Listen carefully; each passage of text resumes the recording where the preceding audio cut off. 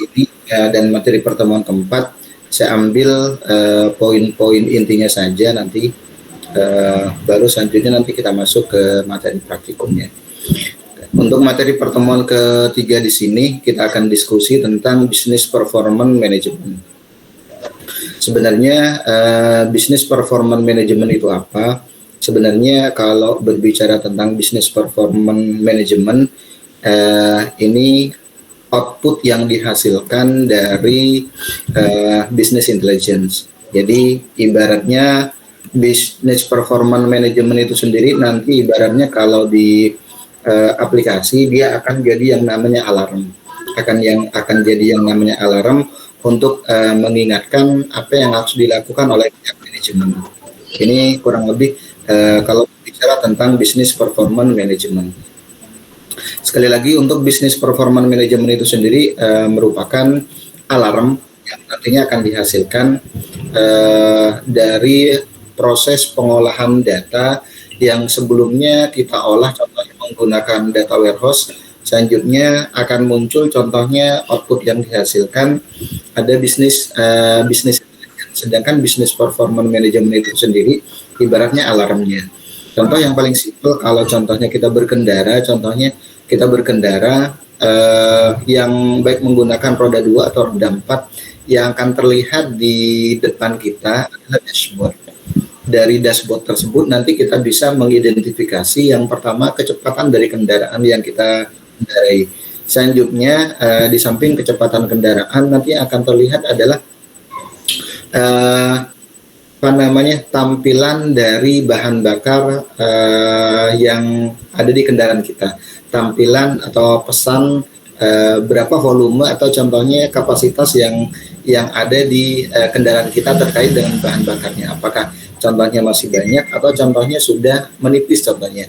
Indikatornya kan bisa terlihat dari jarum yang menunjukkan bahwa posisinya contohnya ada di angka atau di pertengahan atau contohnya ada di angka minimal contohnya. Ini kalau berbicara tentang dashboard yang ada di kendaraan itu sendiri. Nah, setelah si driver contohnya melihat dari dashboard itu sendiri, apa yang nantinya harus dilakukan? Kalau contohnya ternyata contohnya lampu jarum yang menunjukkan bahan bakar yang terhadap kendaraan yang kita kendarai contohnya ada di angka merah contohnya, atau ada di simbol warna merah contohnya. Kalau udah seperti itu, mau nggak mau kan kita harus melakukan pengisian bahan bakar. Berarti kita harus melipir dulu ke pom bensin. Sama halnya contohnya dengan aplikasi yang dihasilkan dari data warehouse. Selanjutnya diolah dengan menggunakan data warehouse. Selanjutnya setelah diolah menggunakan data warehouse, nanti akan muncul yang namanya output, yaitu business intelligence. Nah, alarmnya ya business performance management. Apa yang harus dilakukan oleh pihak manajemen kalau sudah ada data seperti itu. Ini contohnya yang nantinya harus dilakukan. Ini kurang lebih kalau berbicara tentang business performance management yang ada di biasanya ada di aplikasi yang dihasilkan dari data warehouse itu sendiri. Oke, selanjutnya saya masuk ke beberapa materi pembahasan yang nantinya akan saya bahas di materi pertemuan ketiga ini. Pada intinya materi pertemuan ketiga di sini saya hanya fokus ke konsep dari business performance management dan perbedaan dari business performance management dan business intelligence.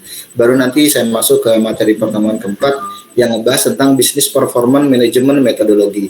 Berarti lebih ke metodologi yang nantinya akan digunakan untuk untuk menghasilkan yang namanya business performance management itu sendiri. Jadi nanti untuk yang pertemuan keempat lebih ke pengukuran terhadap performa dari business performance management itu sendiri. Tentunya kan nanti ada kayak sistem penilaian gitu.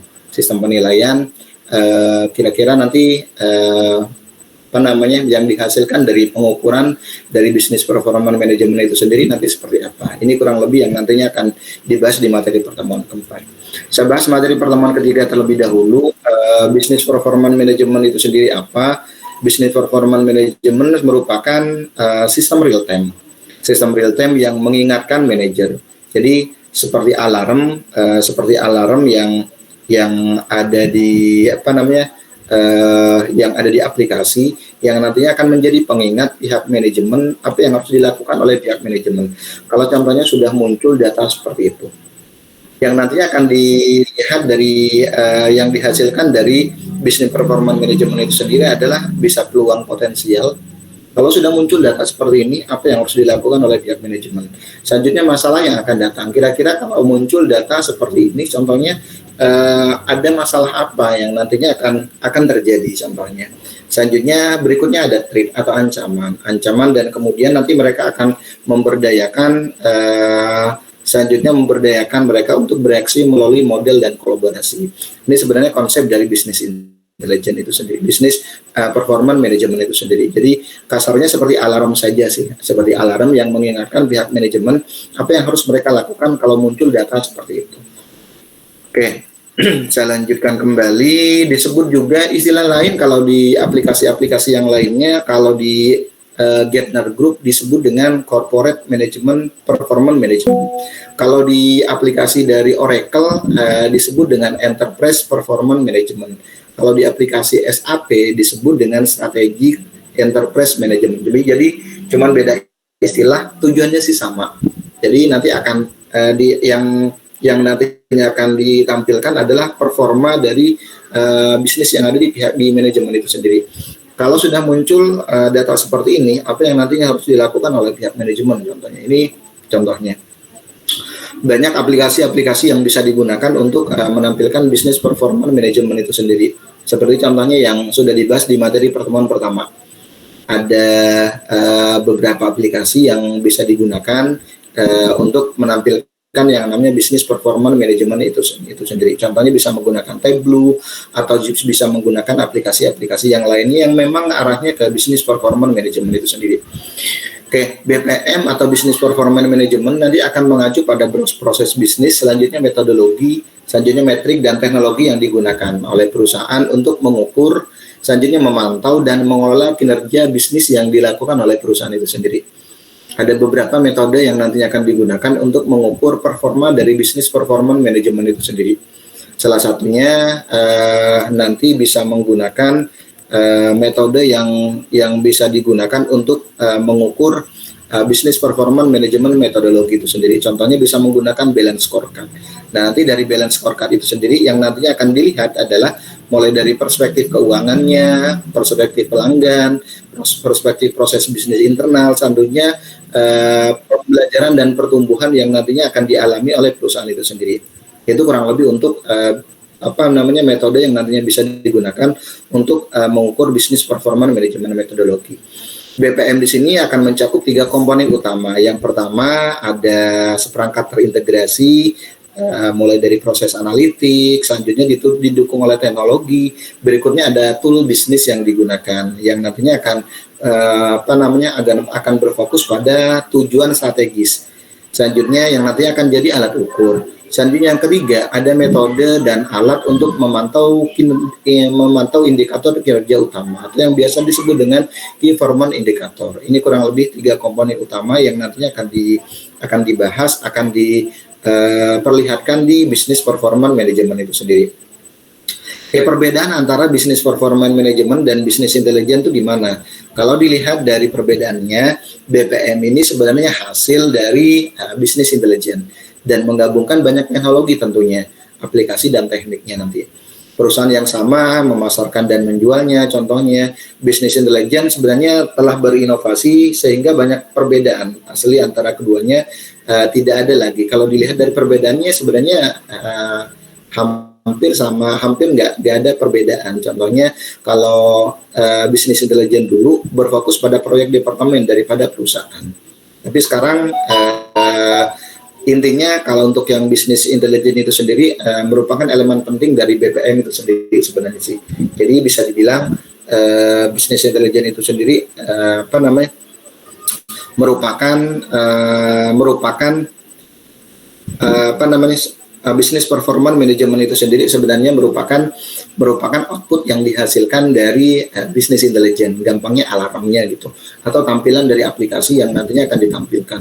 Kalau sudah tampil seperti itu, contohnya sudah muncul data seperti itu, apa yang harus dilakukan oleh pihak manajemen.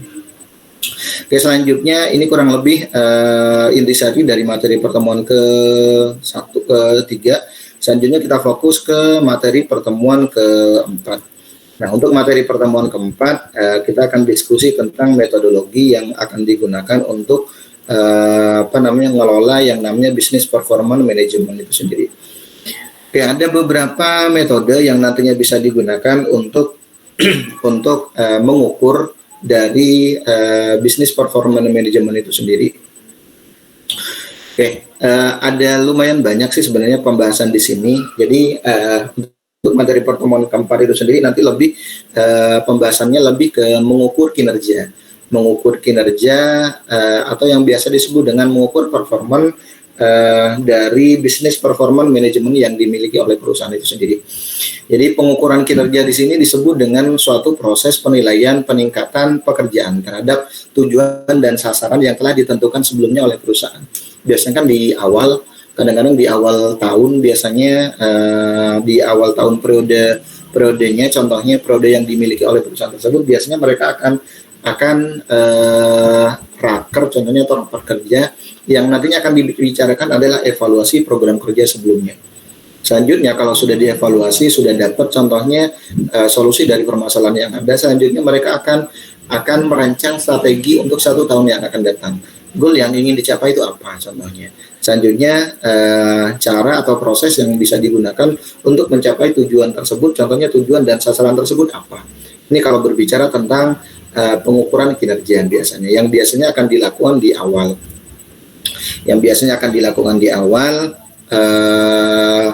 Tujuannya sih sebenarnya untuk mencapai goal yang tentunya akan diharapkan oleh perusahaan itu sendiri.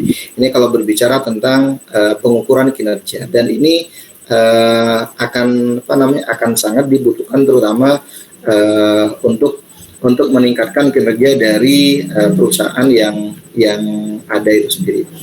Oke, sistem pengukuran kinerja yang efektif tentunya harus membantu yang pertama menyelaraskan tujuan strategi tingkat atas, selanjutnya nanti dikolaborasikan dengan inisiatif tingkat bawah. Jadi nggak cuman berasumsi pada pemikiran dari manajemen tingkat atas, ya setidak-tidaknya pun harus ada inisiatif dari tingkat bawah. Biasanya yang lebih paham contohnya di lapangan contohnya ataupun yang lain-lainnya kan biasanya level tingkat bawah contohnya seperti itu. Selanjutnya identifikasi peluang dan masalah secara tepat waktu. Ini salah satunya. Identifikasi peluang dan masalah. Kira-kira kalau muncul seperti ini, contohnya data seperti ini, apa yang harus dilakukan? Selanjutnya, apakah nanti muncul peluang atau masalah? Tentunya peluang dan masalah tersebut harus diselesaikan sesuai dengan waktu yang sudah ditentukan. Jangan sampai nanti peluang tersebut contohnya hilang begitu saja, atau contohnya kalau ada masalah, jangan dibikin berlarut-larut. Berikutnya, tentukan prioritas dan alokasikan sumber daya yang sesuai. Kalau memang contohnya ada sumber daya terutama untuk perusahaan yang nantinya akan memproduksi barang, biasanya kan mereka beracuan pada bahan baku yang dimiliki oleh perusahaan tersebut. Tentunya bahan baku yang dimiliki oleh perusahaan kan sifatnya terbatas. Nah, gimana caranya perusahaan tersebut menghasilkan produksi semaksimal mungkin dengan bahan baku yang terbatas contohnya. Biasanya kan ada produksi minimal dan ada produksi maksimum. Ubah pengukuran saat proses dan strategi yang mendasarinya berubah. Selanjutnya menggambarkan tanggung jawab. Berikutnya memahami kinerja aktual relatif terhadap tanggung jawab dan menghargai serta mengakui prestasi. Ini yang pengukuran kinerja yang memang nantinya harus dilakukan oleh pihak manajemen. Ambil tindakan untuk meningkatkan proses dan prosedur ketika data mengharuskannya contohnya. Selanjutnya merencanakan dan memperkirakan secara lebih andal dan tepat waktu. Oke, ada beberapa metode yang nantinya bisa kalian gunakan untuk melakukan pengukuran terhadap kinerja dari business performance management itu sendiri. Yang pertama bisa menggunakan contohnya balance scorecard. Jadi sama halnya kalau di perusahaan itu ada yang namanya untuk mengukur untuk melakukan pengukuran terhadap manajemen yang digunakan di perusahaan tersebut. Contohnya kalau di perusahaan salah satunya kan disebut dengan ISO kan ya, ada standar ISO berapa gitu. Nah, biasanya mereka akan meng-cross check terhadap dokumen yang dimiliki oleh perusahaan itu sendiri. Pertanyaannya, apakah dokumen tersebut contohnya atau bisnis proses modeling yang bisnis proses yang ada atau alur yang dimiliki di perusahaan tersebut contohnya terekam atau enggak, atau tercatat atau enggak, atau terdokumentasi atau enggak, kan gitu. Jadi ada penilaiannya. Kalaupun contohnya nanti dokumen yang enggak ada tapi mereka menjalankan, apakah nanti masuknya ke klasifikasi mayor ataupun contohnya ke klasifikasi minor, apakah nanti salahnya kasarnya berat atau contohnya nanti masuk kategori salahnya kecil contohnya. Sama seperti contohnya kalau di kampus ada yang namanya akreditasi. Nah, biasanya akreditasi itu sendiri nanti akan digunakan buat mengukur apakah nanti kampus tersebut dikategorikan contohnya masuknya ke kategori akreditasi A, atau contohnya kalau sekarang ada istilah akreditasi unggul, atau contohnya baik sekali, atau contohnya masuknya ke ke cukup contohnya. Ini yang nantinya bisa dilakukan penilaian. Nah, yang nantinya akan melakukan penilaian kan biasanya reviewer. Ini salah satunya. Sama halnya dengan ISO contohnya. Biasanya yang nantinya akan melakukan penilaian biasanya kan asesor istilahnya gitu. Oke, selanjutnya ada peta strategi. Yang ketiga ada Six Sigma. Yang keempat ada performance pyramid system. Ini beberapa metode yang nantinya bisa digunakan untuk melakukan pengukuran kinerja. Jadi tergantung pihak manajemen contohnya lebih nyaman menggunakan yang mana. Masing-masing punya kelemahan dan kelebihan. Kalau berbicara tentang metode, contoh saya yang bahas yang balance scorecard. Balance scorecard di sini merupakan salah satu metode pengukuran dan manajemen kinerja yang nantinya akan membantu menerjemahkan keuangan. Selanjutnya pelanggan, proses internal, dan tujuan serta sasaran pembelajaran dan pertumbuhan ke dalam serangkaian inisiatif yang dapat ditindaklanjuti. Jadi istilahnya mereka buat mengukur kinerja itu sendiri nanti ada formnya, gampangnya ada form penilaiannya. Sama contohnya kalau kalian ikut contohnya sertifikasi kompetensi, biasanya kan ada istilah form APL 01. Form APL 01 itu sendiri biasanya buat menilai diri sendiri apakah sudah dikategorikan kompeten atau enggak, kan gitu biasanya. Baru nanti akan di cross check dengan data dan fakta yang dimiliki. Entah contohnya nanti kalian diminta buat nunjukin data-data pendukung, atau contohnya harus melakukan praktikum, contohnya praktek, apakah sesuai, apakah kalian masuk dalam kategori kompeten atau enggak. Selanjutnya bisnis balance scorecard itu sendiri menerjemahkan visi dan strategi perusahaan ke dalam 4 perspektif yang nanti akan saling berhubungan. Baru nanti akan muncul yang namanya kesimpulannya, apakah layak atau enggak. Contoh yang pertama ada perspektif keuangan. Jadi yang ditinjau pertama kali adalah dalam hal finansialnya sudah layak atau enggak ke perusahaan. Yang kedua perspektif pelanggan. Nah, pelanggannya siapa gitu yang nantinya akan terlibat di perusahaan itu sendiri, yang dimiliki oleh perusahaan itu sendiri. Kalau contohnya perusahaannya bergerak dalam bidang pemerintahan, contohnya seperti kementerian, atau contohnya kan mereka punya yang namanya pengguna atau usernya, yang biasanya akan terkait yang membutuhkan kementerian tersebut contohnya. Selanjutnya ada perspektif proses bisnis internal. Biasanya kan mereka punya yang namanya proses bisnis untuk menjalankan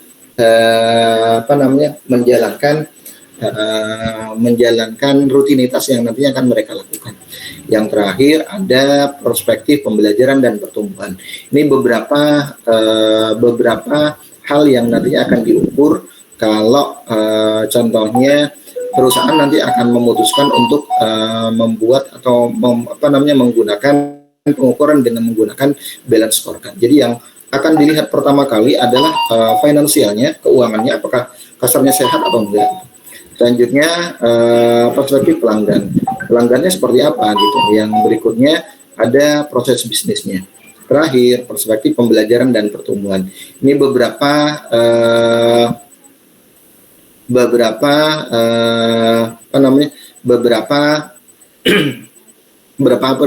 hal yang nantinya akan diukur, terutama kalau menggunakan balance scorecard itu sendiri. Oke, selanjutnya kurang lebih tahapannya seperti ini untuk yang balance scorecard. Nah, kalau saya gambarin contohnya, kalau saya gambarkan ya kurang lebih seperti ini nih. Jadi ada 4 sisi, ada 4 aspek yang nantinya akan dinilai. Yang pertama ada dari hal segi finansialnya, mulai dari objektifnya, measure-nya, selanjutnya nanti targetnya, selanjutnya hal-hal yang lainnya. Berikutnya ada customernya, baru nanti ke internal business prosesnya. Berikutnya yang terakhir nanti learning and growth-nya. Ini beberapa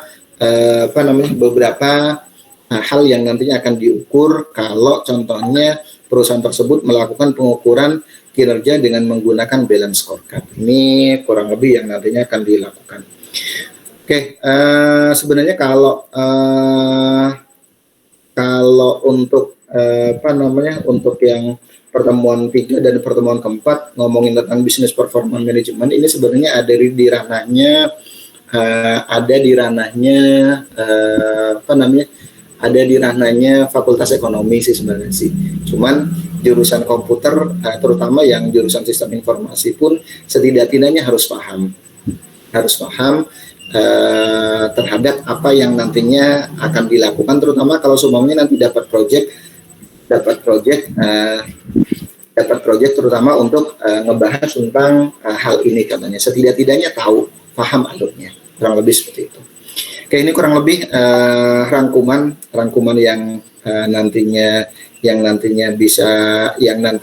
sudah saya sampaikan untuk materi pertemuan 3 dan pertemuan keempat itu sendiri. Sekarang silahkan kalian buka aplikasi Rapid Manner-nya. Saya langsung saja untuk ke praktikumnya. Kemarin sampai mana ya untuk yang praktikumnya? Terakhir sampai mana? Yang masih ingat? Di decision. Oh. Nah, datanya ngambil dari repository Bapak Ibu ya. Benar Pak. Data konkret. Pak izin di record ya Pak. Kalau saya pakai Meet nggak bisa di record sekarang Bapak Ibu. Kecuali Zoom. Cuman Zoom kan permasalahannya ya gitu. Kalau Zoom cuman saya nggak pakai yang berbayar, hanya 45 menit gitu. Kalau Meet sekarang meskipun saya pakai alamat email yang terverifikasi, tetap aja nggak bisa di-record. Kalau dulu kan ada fitur recordnya tuh. Oke. Saya mulai review kembali materi sebelumnya tentang pengolahan data menggunakan Rapid Manner. Mohon disimak baik-baik. Saya review kembali materi yang kemarin, teman-teman semuanya.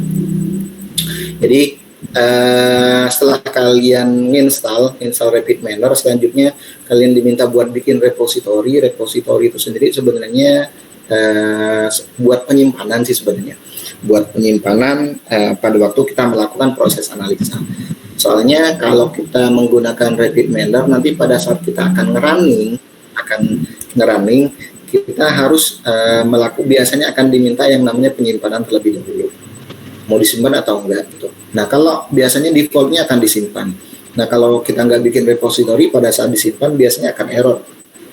Ini makanya saya wanti-wanti untuk Rapid Manner yang versi 5, kalian bikin repository terlebih dahulu. Oke. Saya mulai dari yang pertama, saya review kembali materi sebelumnya. Untuk data yang nantinya akan saya olah, yang pertama saya akan ngolah data dari repository yang memang sudah disiapkan dari Rapid Manner. Tampilan dari Rapid Manner ya kurang lebih seperti ini. Jadi minta tolong jangan sampai menu-menunya ini kalian double klik, apalagi di sini kan ada banyak minimas dan maximas, biar nanti kalian nggak bingung sendiri. Oke, saya mulai dari yang pertama. Saya mau ngambil data dari repository. Selanjutnya, nanti saya akan olah dengan menggunakan algoritma yang ada. Kira-kira nanti hasilnya seperti apa? Contoh, yang pertama saya mau ngambil data dari repository. Caranya diklik repository. Di sini kan ada operator dan repository. Diklik repository. Selanjutnya, datanya ada di sampel nih Bapak Ibu. Diklik tanda plusnya. Selanjutnya, ada data, diklik tanda plusnya. Oke, di sini ada beberapa dataset yang bisa kita gunakan. dataset di sini sudah bisa langsung kita pakai. Yang kemarin saya coba yang golf Bapak Ibu ya, yang data golf. Data golf di sini biasanya digunakan untuk mengklasifikasikan atau untuk memprediksi apakah seseorang mau main golf atau enggak. Kalau kita arahkan kursornya di di dataset golf, di sini ada beberapa variabel. Di sini ada keterangan data table, number of example-nya ada 14, atributnya ada 5. Oke, untuk atributnya ada outlook, temperatur, humidity, dan wind. Berikutnya keputusannya atau targetnya adalah play. Nah, data aslinya nggak kelihatan gitu. Kalau pengen ngelihat data aslinya, kita harus menjalankan di sini. Caranya di drag aja nih, kan muncul, kita pilih, kita fokusin ke data set yang akan kita pilih. Golf, selanjutnya di drag Bapak Ibu, arahin ke sini. Nah, otomatis nanti akan nyambung seperti ini. Selanjutnya kita run. Nah, ini yang tadi saya bilang gitu. Kalau kita ngejalanin repeat manner, ngejalanin proses analisa, pasti dia akan minta disimpan terlebih dahulu. Nah, nggak enaknya kalau celakanya kalau kita contohnya nggak bikin repository. Biasanya pada saat kita klik yes akan error. Oke, selanjutnya kita klik yes. Nanti akan diminta buat nyimpan ke repository yang sudah kita buat. Akan diminta buat nyimpan repository yang sudah kita buat. Contoh saya simpan di data_rm. Ini repository yang kemarin dibuat. Kalau sebelumnya saya minta kalian bikin aliasnya atau repositorinya namanya panggilan kan ya. Contohnya saya bikin di sini untuk nama filenya, selanjutnya tentukan nama filenya. Latihan 1 contohnya, latihan 1, selanjutnya diklik OK. Nanti akan muncul seperti ini, new result, do you want to switch to result perspective, klik yes untuk melihat hasilnya. Nah, kalau dilihat di sini ada 2 output yang dihasilkan Bapak Ibu, ada 2 jendela. Yang pertama result overview dan example set. Kita fokus ke yang example setnya. Ini datasetnya. Datanya ada 14, ada satu spesial atribut katanya. Spesial atribut di sini bisa disebut dengan bisa disebut dengan kelas atau bisa disebut dengan target Bapak Ibu. Jadi spesial atribut di sini bisa disebut dengan kelas atau bisa disebut dengan target atau kalau di repeat manner nanti disebut dengan label. Oke, selanjutnya kalau pengen melihat data aslinya seperti apa, kita klik data view. Nah, ini untuk data aslinya. Biasanya labelnya atau kelasnya dibedakan warnanya tuh. Oke, untuk sekali lagi untuk labelnya atau label atau kelasnya biasanya nanti akan dibedakan warnanya yang menunjukkan bahwa warna yang berbeda tersebut disebut dengan target atau variabel kelasnya. Oke, ini contoh dataset golf di mana dataset di sini digunakan untuk mengklasifikasikan apakah seseorang mau main golf atau enggak, tergantung dari variabel outlook, temperatur, humidity, dan wind. Jadi kalau dari data ini kita bikin rule Bapak Ibu, rule atau association rule dengan menggunakan logika if antecedent dan consequence, nanti akan ada 14 record, akan ada 14 rule. Contoh yang pertama, if outlook sama dengan sunny, and temperatur sama dengan 85, and humidity sama dengan 85, and false sama dengan tanda kutip false, then play sama dengan no, kan gitu. Kalau kita bikin rule-nya. Sekali lagi, if outlook sama dengan kutip sunny, karena isinya adalah karakter.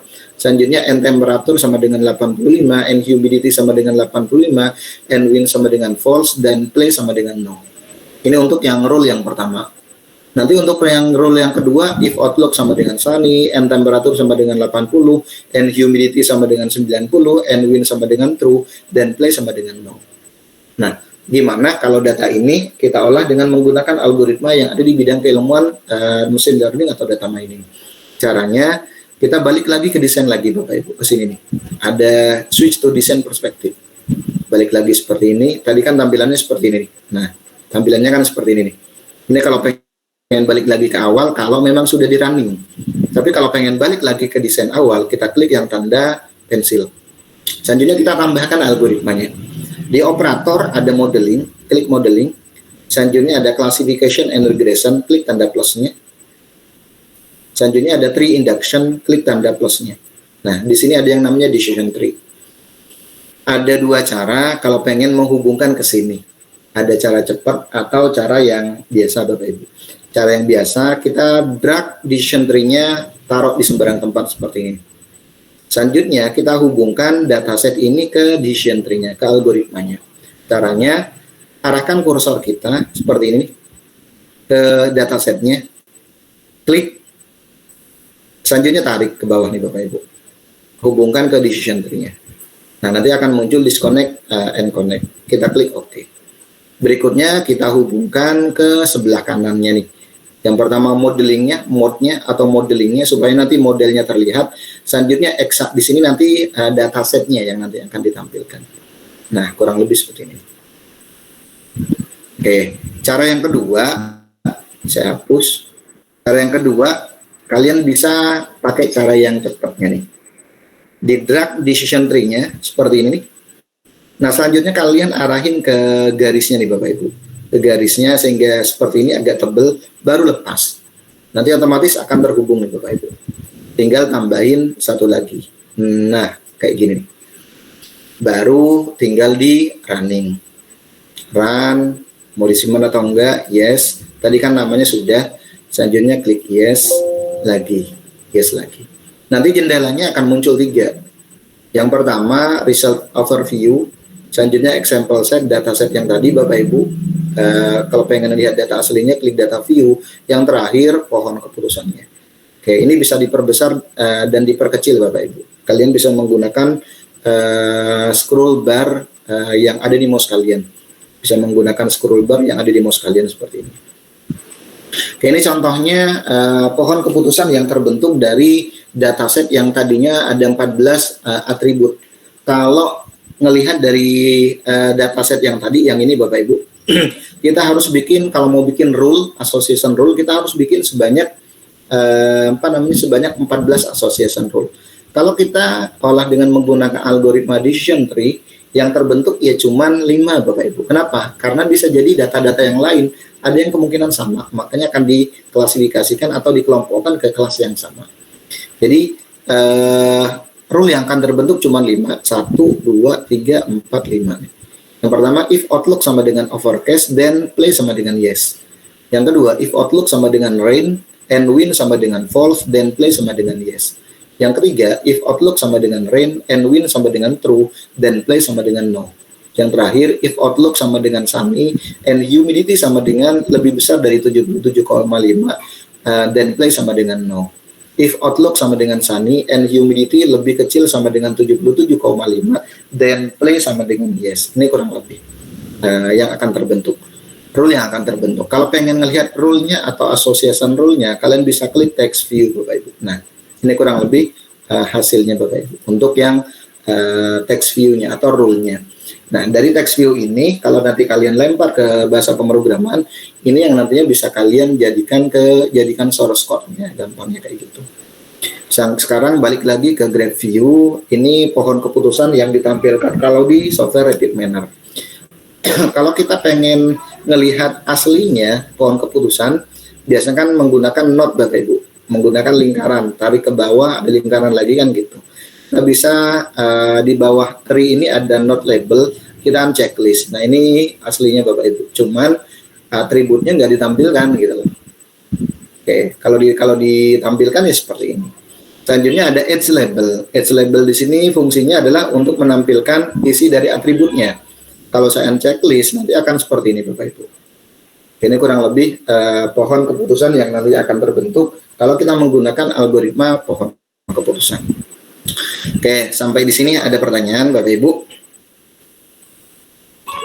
Selanjutnya saya mau lanjut.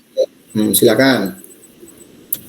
Betul Pak, mau nanya itu keputusannya itu kalau kita dari Excel itu kita yang memutuskan sendiri, kayak kita pakai rumus if atau seperti apa sih Pak untuk di awalnya itu?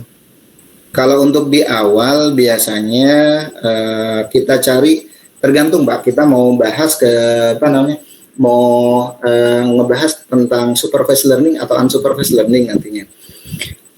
Kalau yang supervised learning, data yang ini kan arahnya ke supervised learning. Kenapa disebut dengan supervised learning? Ada kelasnya Pak atau targetnya. Targetnya apa? Yang tadi play itu. Mau main atau enggak gitu loh. Nah, tinggal dicari variabel yang mempengaruhi seseorang mau main golf atau enggak itu apa aja. Nah, itu Pak. Kalau pengen nyari data untuk analisa awal, atau contohnya kalian riset, atau contohnya saya riset di koperasi atau riset di perbankan, salah satu jenis usaha, di sana kan ada simpan pinjam Bapak Ibu, ada simpan pinjam, dan bisa kemungkinan nanti di simpan pinjam tersebut ada kreditur yang bermasalah dan kreditur yang lancar Bapak Ibu ya. Berarti kan goal yang dicari adalah status kredit. Status kredit yang akan dicari adalah yang bermasalah dan yang tidak bermasalah. Berarti isi dari status kreditnya ada dua nih, yang bermasalah dan tidak bermasalah. Nah, selanjutnya tinggal dicari variabel yang mempengaruhi dari si variabel target itu sendiri. Yang tadi variabel targetnya kan kredit risk atau kredit bermasalahnya, ya atau tidak gitu. Selanjutnya tinggal dicari variabel yang mempengaruhinya. Kira-kira variabel yang mempengaruhinya apa aja? Biasanya kalau di perbankan atau di koperasi, mereka kalau pengen ngajuin kredit kan ngisi form terlebih dahulu Bapak Ibu. Formnya apa aja? Nah, itu yang nantinya akan dijadikan sebagai variabel yang mempengaruhi variabel target itu sendiri. Oke, kalau di Excel datanya mungkin seperti ini Pak, mungkin yang Bapak tanyain. Oke, tadi saya minta teman-teman buat ngedownload, ada atribut di Excel yang sudah saya upload. Nah, silakan kalian buka dataset yang ini teman-teman. Nah, ini nih. Kelihatan? Jadi ada dataset Bapak Ibu. Ada dataset di folder yang saya share, ada dataset. Foldernya ada dua kan, ARF sama Excel. Kita fokus ke yang Excel dulu nih. Nah, di sini ada file namanya, dataset namanya data kelulusan mahasiswa. Silakan dibuka dulu. Kurang lebih tampilannya seperti ini Bapak Ibu. Ini yang disebut dengan dataset. Dataset itu apa? Dataset itu sendiri biasanya berisi tentang data yang sudah siap diolah ke algoritma. Kasarnya sudah jadi data matang Bapak Ibu. Nah, yang agak lama memang ngolah data ini, dataset itu sendiri jadi satu. Oh, Bisa berarti, jadi contoh. oh sorry Pak, maaf Pak. Ya, Berarti penentuannya dari Excel ya Pak ya? nggak harus Excel Pak. Nggak harus Excel, bisa menggunakan file yang lainnya. Nanti bisa bentuknya CSV atau bisa menggunakan Notepad contohnya, atau bisa menggunakan file-file yang lainnya. Iya, Jadi maksud saya berarti keputusannya itu tetap kita dari file awalnya itu, dari mentahannya itu udah diputuskan gitu ya kan. Cuma tapi di rapid manner ini nanti yang yang akan mengolah Pak. Mengolah ya, membuat apa namanya jaringannya gitu ya Pak. Yang nantinya akan membuat rule atau membuat pola dari suatu dari data yang kita miliki. Pola-pola gitu. Oke, kurang lebih seperti itu. Ini contohnya dataset yang ada di file kalian. Dataset di sini diperoleh dari kampus, di mana data di sini digunakan untuk mengklasifikasikan apakah seorang mahasiswa nanti status kelulusannya bermasalah atau enggak, atau terlambat atau enggak. Mahasiswa S1 dikategorikan status kelulusannya tepat waktu kalau mahasiswa tersebut berhasil menyelesaikan masa studinya lebih kecil atau sama dengan 8 semester. Berarti bisa 8 semester atau lebih kecil, 7 semester bisa. Tapi kalau mahasiswa Nusa Mandiri biasanya harus 8 semester. Kenapa? Karena sistemnya sistem paket Bapak Ibu. Kecuali menggunakan sistem SKS. Kurang lebih seperti itu. Nah, ini kan disebut dengan variabel targetnya nih. Ini kalau kalian nyari data di kampus, nggak ada Bapak Ibu. Yang ini, kalian yang harus menentukan sendiri. Biasanya kalian bisa menentukan dari mahasiswanya masuk tahun berapa, sekarang tahun berapa contohnya. Nah, dari situ nanti akan kelihatan. Kalian bisa menentukan apakah mahasiswa tersebut status kelulusannya lulus tepat waktu atau enggak. Selanjutnya tinggal dicari variabel yang mempengaruhi. Yang pertama nilai, dari IPS semester 1 sampai IPK semester 4, sampai IPK-nya. Berikutnya, contohnya kalau status nikah ngaruh, masukin Bapak Ibu. Kalau usia ngaruh, masukin. status mahasiswa bekerja, atau contohnya sambil kuliah sambil bekerja dan cuma jadi mahasiswa tok, itu dimasukin. Selanjutnya jenis kelamin.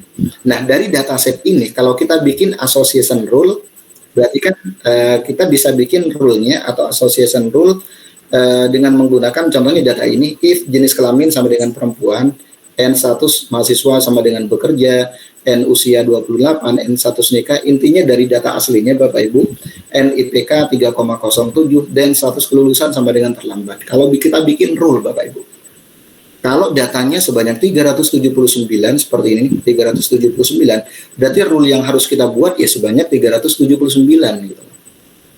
Dimana kalau data ini kita olah ke software yang tadi, yang software Rapid Miner. Oke, silakan sekarang buka software Rapid Miner-nya. Kalau yang tadi kita ngolah data menggunakan dataset yang dari Rapid Miner-nya, yang ada di repositorinya. Sekarang kita ngambil data dari luar gitu gampangnya, dari luar Rapid Miner-nya. Caranya kita klik file baru, klik file new seperti ini Bapak Ibu. Selanjutnya kalau kita tadi fokus ngambil datanya ke repositori, sekarang kita fokus ke operator karena kita mau ngambil data dari luar, bukan dari dalam Rapid Miner-nya. Caranya seperti apa? Kita kan kalau ngambil data dari luar, istilahnya adalah ngimpor Bapak Ibu. Di sini ada impor, klik tanda plusnya. Selanjutnya ada data, klik tanda plusnya. Nah, kurang lebih seperti ini. Ini format data Bapak Ibu yang disupport oleh Rapid Miner. Ada Excel, ada CSV, ada contohnya ada SAS, ada Access, ada ARFF, ini bentuknya Notepad dan seterusnya. Ini format data yang disupport kalau menggunakan Rapid Miner yang versi 5.2. Dataset yang ada di sekitar kita ada yang bentuknya Excel, ada yang bentuknya CSV, ada yang bentuknya Notepad dan yang lain-lainnya Bapak Ibu. Contoh kalau untuk yang open dataset itu banyak datanya bentuknya Notepad, kalau enggak CSV Bapak Ibu. Oke, ini salah satunya. Oke, karena data yang kita miliki tadi bentuknya Excel, berarti kita pilih yang read Excel. Di drag, masukin ke sini. Jangan lupa dataset yang tadi, yang data kelulusan mahasiswa, kalian sudah simpan ya di folder kalian.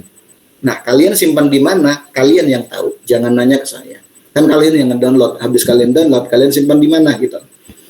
Selanjutnya, kalau sudah muncul read Excel seperti ini, lihat di sebelah kanan ada import configuration wizard kan ya, sebelah kanan nih, ada import configuration wizard. Kalau semuanya nggak muncul, bisa jadi kalian ngeklik sembarang kayak gini nih, ngeklik di seberang tempat, kan nggak muncul di sebelahnya. Supaya muncul, klik yang read Excel, nanti otomatis akan muncul. Selanjutnya, kita klik import configuration wizard, cari datasetnya Bapak Ibu. Cari datasetnya ada di mana? Nah, dicari datasetnya, saya simpan kalau saya nyimpannya di sini Bapak Ibu. Kalau kalian ya tergantung kalian nyimpannya di mana. Pak, maaf Pak, biar nggak lupa bisa nggak Pak mau minta record? Nggak bisa di-record Bu, soalnya saya pakai Meet. Meet sekarang tuh nggak bisa di-record. Oh, oke. Nggak ada fitur buat nge-record. Meskipun pakai meskipun pakai yang email institusi gitu. Gitu kalau pakai Meet. Enaknya emang nggak terbatas sih, nggak ada jeda-jeda gitu. Tapi ya nggak bisa di-record.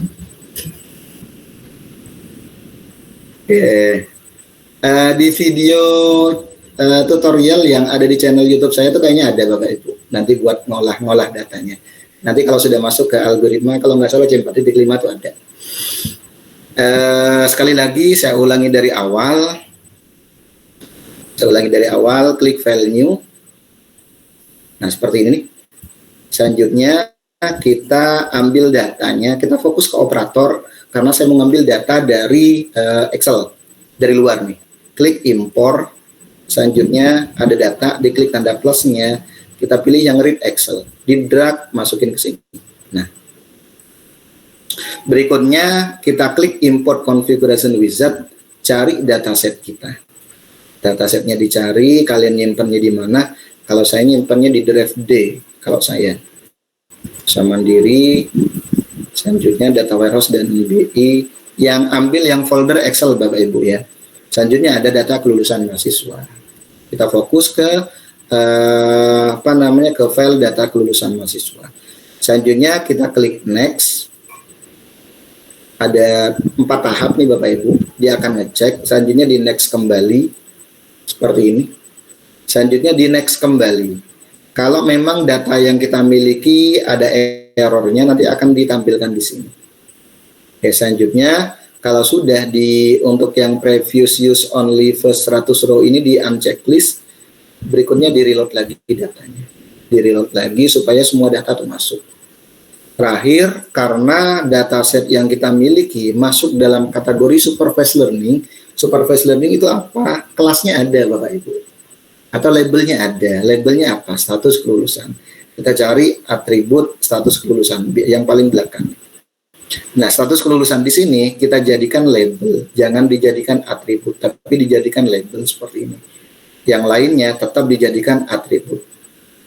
Oke. Selanjutnya ada tipe data nih Bapak Ibu. Ada tipe data yang langsung otomatis akan ke-detect kalau kita menggunakan software ini. Selanjutnya kita klik finish.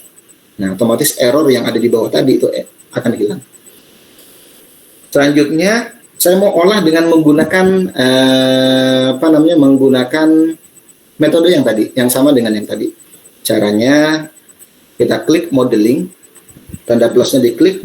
Selanjutnya pilih classification and regression, kan tadinya seperti ini Bapak Ibu. Kita klik tanda plus di classification and regression. Kita pilih tree induction, klik tanda plusnya. Nah, di sini ada decision tree. Kita drag, arahin ke sini nih. Nah, biar terhubung seperti ini Bapak Ibu. Kalau contohnya nggak terhubung, bisa contohnya seperti ini Bapak Ibu, bisa kita hubungkan langsung ke sini. Nah, seperti ini. Selanjutnya kita hubungkan ke yang sebelahnya, modelingnya dan eksaknya. Dan lebih seperti ini. Kalau terbalik pun nggak ada masalah Bapak Ibu. Contohnya modelingnya ke yang nomor 2, eksaknya ke nomor 1, nggak ada masalah. Selanjutnya kita run seperti ini. Kita simpan, klik yes. Kita simpan di repository kita. Contohnya kelulusan, data kelulusan contohnya, namanya kelulusan. Selanjutnya kita klik OK. Nanti akan muncul notifikasi, klik yes. Ada lagi Bapak Ibu, klik yes lagi, supaya nanti akan ditampilkan outputnya. Nah, ini output yang nantinya akan ditampilkan. Kita bisa masuk ke example setnya, kita klik example setnya. Data setnya di sini akan terlihat datanya sebanyak 379 record. Satu spesial atributnya adalah status kelulusan, 14 record atribut, 14 regular atribut. Atribut yang lainnya ini jadi regular atribut. Selanjutnya kalau pengen melihat dari datanya, klik data view. Ini Bapak Ibu data-datanya. Selanjutnya klik decision tree kalau pengen melihat hasilnya. Oke, asosiasi kalau sumpamanya kita tadi dari data yang 379 kita harus bikin rule sebanyak 379. Kalau kita olah dengan menggunakan repeat manner akan terbentuk hanya ada 11. 1, 2, 3, 4, 5, 6, 7, 8, 9, 10, 11. Kalau pengen ngelihat lebih detail lagi, pengen ngelihat rule-nya Bapak Ibu, bisa diklik text view. Jadi dari tawahan keputusan di sini kan kita bisa bikin rule Bapak Ibu. Kita bikin association rule. If status mahasiswa contohnya sama dengan bekerja, NIPS semester 2 lebih besar dari 3,59 dan status kelulusan sama dengan tepat. Cuman saya nggak tahu yang tepat ini berapa orang gitu, berapa data. Tapi kalau kita arahin kursor ke kayak ke sini, biasa akan muncul nih Bapak Ibu. Kadang-kadang muncul, kadang-kadang enggak. Oke, kalau pengen ngelihat lebih detail lagi, diklik text view-nya. Ini contohnya. If status mahasiswa sama dengan bekerja, NIPS semester 2 lebih besar dari 3,59 dan status kelulusan sama dengan tepat waktu. Datanya yang tepat waktu itu cuma 2 record dari 379 record. Ada lagi if status mahasiswa sama dengan bekerja, NIPS semester 2 lebih kecil dari 3,59, NIPS semester 8 lebih besar dari 2,95, dan seterusnya. NIPS semester 3 lebih besar dari 2,57 dan status kelulusan sampai dengan terlambat. Datanya ada 12. Ini kan ada muncul angka-angkanya Bapak Ibu. Ini jumlah data yang sesuai gampangnya. Dalam artian yang memenuhi status mahasiswa sama dengan bekerja dan IPS semester 2 lebih besar dari 3,59 dan kelulusan sama dengan 2. Nah, datanya yang sesuai ini cuma ada 2. Kalau ditotalin semuanya nih Bu, Bapak Ibu, 2, 12, 2, 1, 1, 12, ada 101, ada 196. Kalau ditotalin akan terbentuk sesuai dengan jumlah dataset yang kita miliki, yaitu 379 record. Kurang lebih seperti itu. Kita balik lagi ke awal, ke desain view. Kalau pengen nggak mau menampilkan pohon keputusan seperti ini, pengen nampilin sesuai dengan apa adanya menggunakan note, kita unchecklist seperti ini. Ini kurang lebih yang nantinya bisa kita lakukan. Oke, sampai di sini ada pertanyaan Bapak Ibu? Pak, mungkin mau tanya Pak, yang tadi yang setting atribut saya ketinggalan Pak. Setting atribut. Oke, saya ulangi lagi. Dari awal ya. Nah, Iya Pak, terima kasih. Jadi kalau kita punya data dari luar, contohnya bentuknya Excel atau CSV atau bentuknya adalah Notepad, kita bisa fokus ke menu operator. Di menu operator di sini ada menu impor. Diklik menu impor, selanjutnya ada data kan ya. Awalnya kayak gini. Ada data, diklik datanya, tanda plusnya diklik. Nah, ini data-data yang support untuk diolah menggunakan software ini. Bisa bentuknya Excel, CSV ataupun yang lain-lainnya. Kita drag karena file yang kita miliki tadi Excel, di drag Excelnya. Nah, kayak gini. Selanjutnya pilih import configuration wizard. Cari datasetnya, kita simpan di mana? Kebetulan saya simpan di drive D, di kampus Nusa Mandiri, data warehouse dan BI ada dataset Bapak Ibu. Selanjutnya kita pilih yang Excel. Nah, data yang kita pilih adalah yang sesuai yang akan kita olah, yaitu data kelulusan mahasiswa. Diklik next. Selanjutnya klik next. Ada 4 tahap nih Bapak Ibu ya. Diklik next. Nah, kalau sudah masuk ke tahap keempat, yang previous use-nya ini jangan di checklist, terus di-reload lagi datanya. Nah, otomatis data atribut-atribut yang kita miliki nanti akan diidentifikasi jenis tipe datanya nih Bapak Ibu. Ada polinomial, binominal, integer, dan yang lain-lainnya. Selanjutnya, karena dataset yang kita miliki masuknya ke supervised learning, artinya apa? Ada kelasnya atau ada targetnya, kita jadikan label, jangan dijadikan atribut. Dengan cara diklik Ini saya nggak keluar untuk, Pak. Ininya Bu.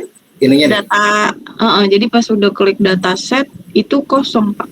Tapi filenya pada udah ditaruh di folder itu gitu. Terus ada tulisan read Excel-nya juga nggak hitam tuh Pak. Itu ngaruh nggak ya Pak? Masih abu-abu gitu. Coba deh di share screen deh. Coba cek file data yang di downloadnya Mbak, takutnya nanti ini. Tadi saya juga begitu. Khawatirnya datanya pas di download nggak sesuai gitu. Lihat kapasitasnya. Sebelum diolah, Bu, kalian buka dulu datanya. Muncul nggak datanya gitu. Jadi data yang ini Filenya ya. Harus Jadi kalau di-setas lagi Mbak. Iya. Khawatirnya pas ngedownload. Nah, data ini kan kapasitasnya kalau di saya 99 KB ini. Kalau dibuka isinya kayak gini nih. Isinya. Nah, khawatirnya belum selesai ngedownload, crash atau apa gitu. Jadi nanti pada saat diolah pun bakalan bisa. Nah, datanya muncul kayak gini nih, dan ada di sheet 1.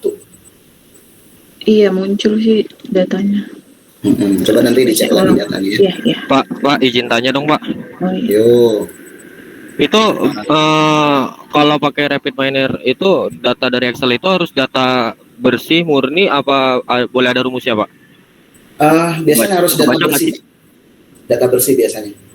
Oh, berarti kalau CSV harusnya jalan ya Pak ya? Jalan.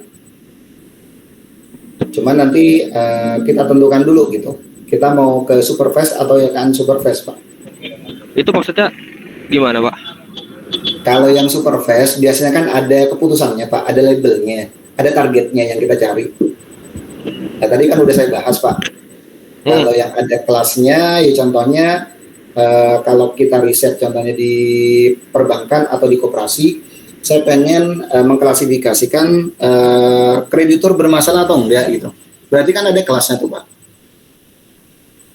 Klasifikasinya bermasalah atau enggak. Nah selanjutnya tinggal dicari variabel yang mempengaruhi variabel target tadi, yang credit risk tadi itu. Nah sama seperti yang data ini nih, yang data ini kan masuknya ke klasifikasi juga nih, masuknya ke supervised learning juga Pak. Nah ini yang disebut dengan variabel target Bapak Ibu. Nah, variabel-variabel yang di sebelahnya disebut dengan variabel yang mempengaruhi dari si variabel target itu sendiri. Ini nanti kalau di rapid manner disebut dengan label, Bapak Ibu.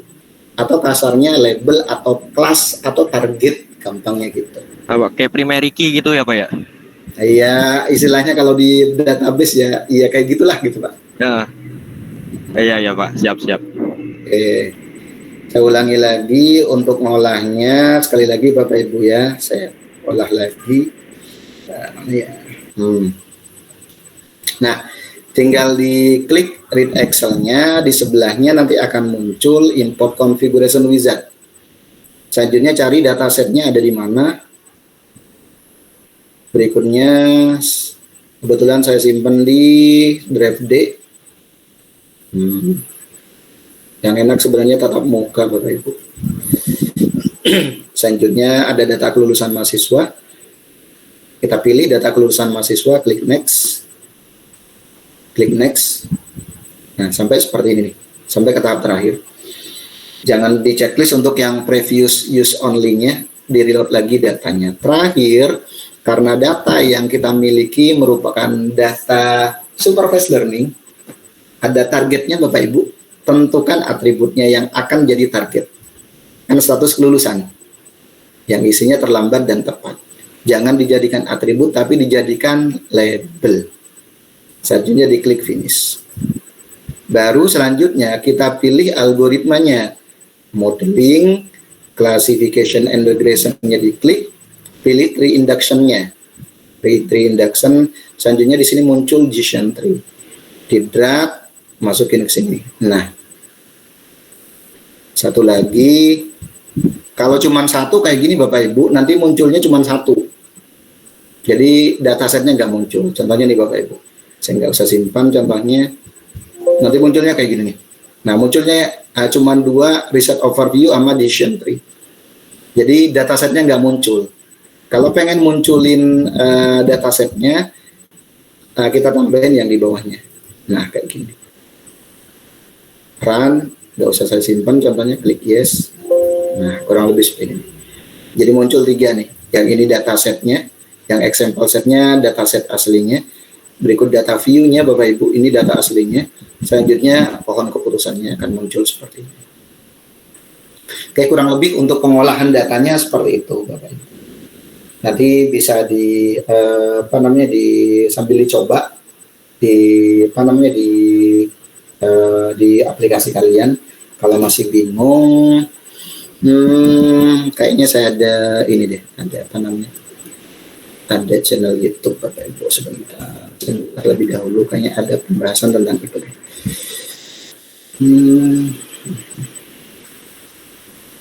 Sebentar.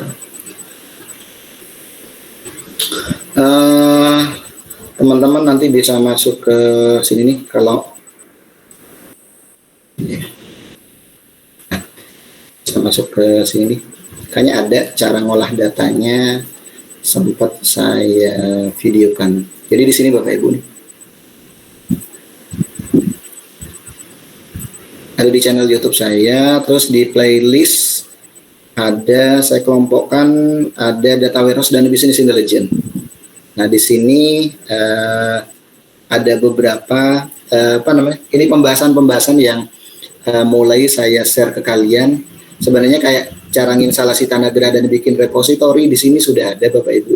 Selanjutnya penjelasan berikutnya nanti saya akan bahas tentang algoritma a priori. Berikut implementasinya menggunakan Tanagra dan Rapid Manner tuh ada di sini cara ngolahnya. Selanjutnya kayak yang tadi saya jabarkan implementasi algoritma C4.5 dengan menggunakan Rapid Manner ini Bapak Ibu nih videonya sudah ada di sini sih sebenarnya. kalau nanti kalian masih bingung ngolah datanya. Nah, Mm-mm. ini Ada kenapa nggak Bapak share Pak dari awal Pak? Kenapa? Iya, saya lupa nggak saya share ya. Silakan Ya, nanti Pak, cari boleh aja di di-share, sini. Pak. Boleh. Di ke grup kelas Pak, itunya Pak. Link Bapak Pak. Oke, nanti tinggal dicari di playlist Bapak Ibu ya. Ada di bawah nih. Ini yang dibutuhkan Pak. Oke, Bapak Ibu, saya share ke grup. Pilih yang data warehouse dan business intelligence, ke Bapak Ibu. Oke, untuk pertemuan hari ini mungkin saya cukupkan sampai di sini. Nanti kalau memang ada yang perlu didiskusikan, monggo Bapak Ibu, kita diskusi aja. Izin saya mau pindah ke kampus lain. Oke Pak, terima kasih. Terima kasih Pak. Terima kasih Pak. Pak.